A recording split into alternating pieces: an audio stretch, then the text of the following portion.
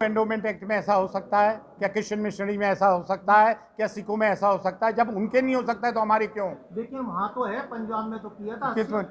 देखिए नहीं, एसजीपीसी में नहीं है। क्रिश्चियन मिशनरी स्कूल में मैं पढ़ा हुआ हूँ, वहाँ नहीं है। हिंदू में एंडोमेंट एक्ट में है। हम इसकी मुखालिफत करते हैं और हम 10 साल से सब देख रहे हैं कि हम नहीं, हम यकीन नहीं करते। जितनी भी संस्था है उसके अंदर भी गवर्नमेंट ने एक्ट लगा रखा है कि आप अपने जो कमेटी है किसकी स्कूल की, उसमें भी आप जातिगत देखेंगे भाई। ये मुसलमानों ने वक्फ की है प्रॉपर्टी, किसी नॉन मुस्लिम ने नहीं की और अल्लाह की राह में की है।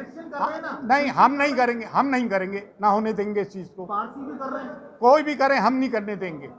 That's all. सरवर जी, दरगाह दीवान के बेटे के लिए आप कह रहे हैं उसको सरकारी सिक्योरिटी वगैरह दी गई है, हाँ। तो क्या उसका आप माननीय न्यायालय के समक्ष क्यों नहीं बात दायर करते कि अरे इसमें बेचारा न्यायालय क्या करेगा? न्यायालय के पास बहुत सारे काम है।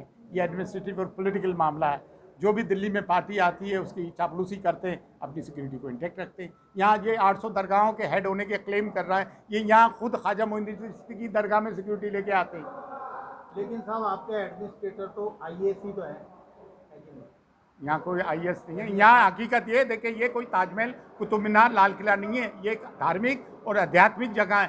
ख्वाजा मोइनुद्दीन चिश्ती ने यहाँ कलमा पढ़ाया है इस्लाम का। यहाँ जो इंडियन सब कॉन्टिनेंट में 70 करोड़ मुसलमान हैं, ख्वाजा मोइनुद्दीन चिश्ती की देन है और हम उस लेगेसी के कस्टोडियन हैं। और अब मुसलमानों पे कोई बात आ गई तो हम ही आवाज़ उठाएंगे। That's our duty.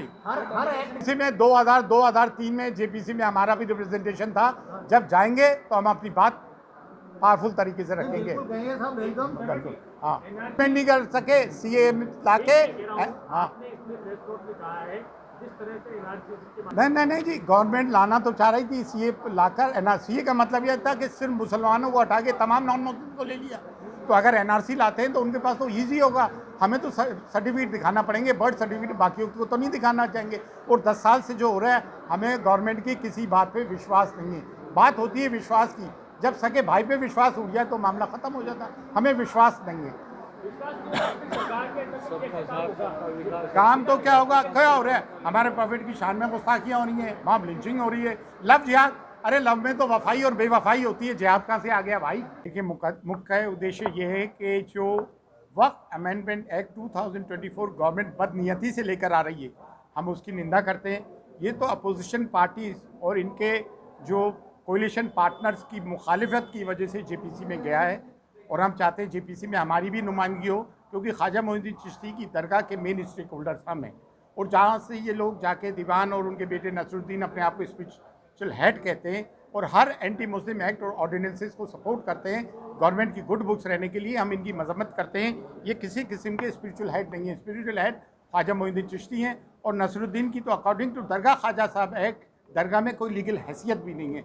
हर मुस्लिम, ये मीर जाफ़र और मीर सादिक और ऑल इंडिया सूफी सज्जादा नशीन काउंसिल में वो लोग हैं जो दीन और मिल्लत के इस्मत फरोश हैं और मफाद परस्त लोग हैं जो कौम को गुमराह कर रहे हैं। इस वक्त तमाम मुस्लिम उम्मा एक प्लेटफॉर्म पे, और हम ये अल्लाह की राह में एक्ट बनाए, चैरिटी करते हैं हम रिलीजियस पर्पस के लिए। और सब में बड़ी बात, हम इसमें किसी नॉन मुस्लिम्स को नहीं चाहते, ना डिस्ट्रिक्ट कलेक्टर को चाहते।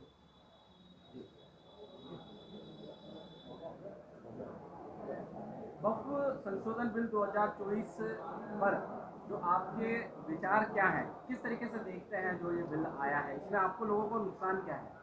देखिए, नुकसान तो ये है कि चाल चरित्र चेहरा गवर्नमेंट का सामने है। पिछले 10 साल से एंटी मुस्लिम एक्ट और एंटी मुस्लिम ऑर्डिनेंसेस लाए जा रहे हैं। NRC से हमारी सिटीजनशिप छीनना चाहते थे, इससे हमारी मिल्कियत, लेकिन ये अच्छा हुआ JPC में चली गई। लेकिन इसके अंदर हमारे लोगों का भी कसूर रहा है जो औकाफ में रहे।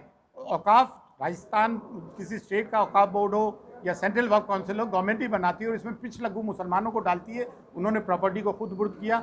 ये भ्रम फैलाया जा रहा है कि औकाफ ने गवर्नमेंट की ज़मीन पे कब्जा किया, जबकि हकीकत ये है कि औकाफ की ज़मीनों पे हुकूमत के दफ्तर मौजूद हैं और इतना कम किराया आता है, जिससे ये औकाफ की प्रॉपर्टी से हम मुसलमानों का उत्थान हो सकता है एजुकेशन की फील्ड में, मेडिकल फील्ड में। इससे देश का भी भला होगा, देश की भी उन्नति होगी। हम देश से कोई अलग हटके नहीं हैं, हम पहले भारतीय हैं भाई। और हमने हमेशा गंगा जमनी तहजीब को प्रमोट किया, हमने डाइवर्सिटी को प्रमोट किया। कारगिल हो, चाइना वार हो, सुनामी हो, हमने बढ़ चढ़ के हिस्सा लिया हर चीज़ में। किस में नहीं लिया? दीवान आले रसूल अली खान जो पाकिस्तान भाग गया था और कानून के हिसाब से उसकी प्रॉपर्टी को एनिमी प्रॉपर्टी डिक्लेयर करना चाहिए, ये कानून है। दूसरी that amount to civil death, और अपने आप को देशभक्ति का झंडा लेकर घूमते हैं, जो कुछ है नहीं अपने आप को बताते हैं। आप सब जानते हैं यहाँ डायरेक्ट हुजूर गरीबनाज के आसानी से और ज़ायरीन ख्वाजा से डायरेक्ट ताल्लुक़ खुदाम ख्वाजा का है। इनहेरिटेड कैपेसिटी 365 डेज 24/7 तमाम रसूमात रिचुअल्स हम निभाते हैं, ज़ायरीन को ज़ियारत हम कराते हैं, खिदमत हम करते हैं, दुआ खैर हम करते हैं, आसानी को बंद खोलते करते हम हैं। और 800 साल से ये वतीरा है। उस आदमी का क्या रोल है? हमेशा जब भी एंटी मुस्लिम एक्ट और ऑर्डिनेंस आता है, क्योंकि उसने गवर्नमेंट से सिक्योरिटी ले रखी है, सिक्योरिटी उसकी इंटैक्ट रहे, तो जो भी गवर्नमेंट आती है, कांग्रेस हो बीजेपी हो, इसका नसरुद्दीन का दरगाह ख्वाजा साहब एक्ट के हवाले से दरगाह में कोई लीगल रोल ही नहीं। फंड में दिया, चीफ मिनिस्टर रिलीफ फंड में दिया, Turkey earthquake, Syria earthquake, tsunami relief fund, और जो पार्टीशन में खुदाम यहाँ से चले गए 1947 में, हमने उनका हिस्सा बंद कर दिया। ये दीवान का हिस्सा चालू क्यों है? That amount to civil death.